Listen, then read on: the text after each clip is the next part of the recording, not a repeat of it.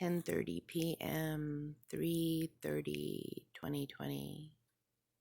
So, my kitchen isn't clean, and I didn't make Margaret's crackers this last time.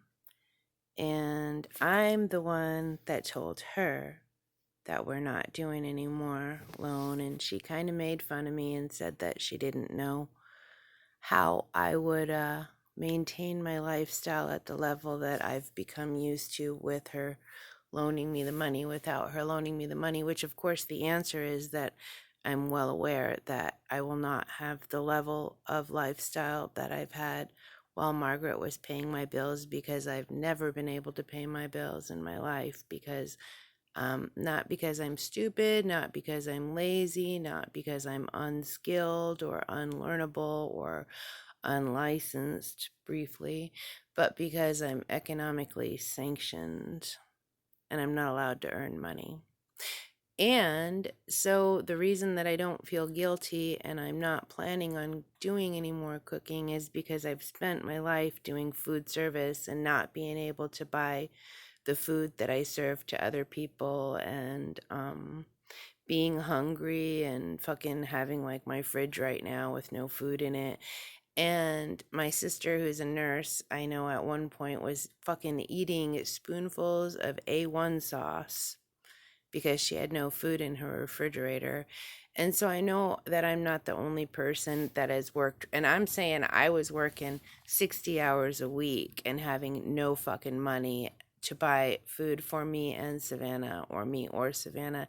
And that's been my whole life. So obviously, when I'm not borrowing money outside of my means, I am not going to be able to pay my bills on a monthly basis. And before I was borrowing money from Margaret, I was not able to pay my bills on a monthly basis. And here's the last little bit.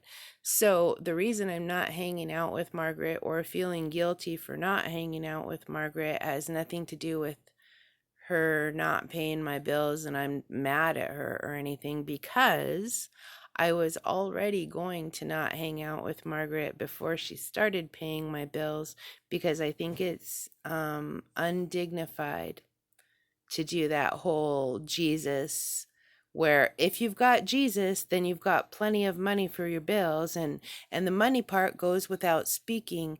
And so they don't speak about the money that they have. They just expect us to like fucking kowtow and put our head down and pretend like we have enough to eat. And so before she started loaning me the money, when I was like at the end of my rope, I'm like getting killed and almost dead in October of, I think it was 2017, after I'd been spending, how long I'd spent, 6 months, I guess, getting the fuck gassed out of me.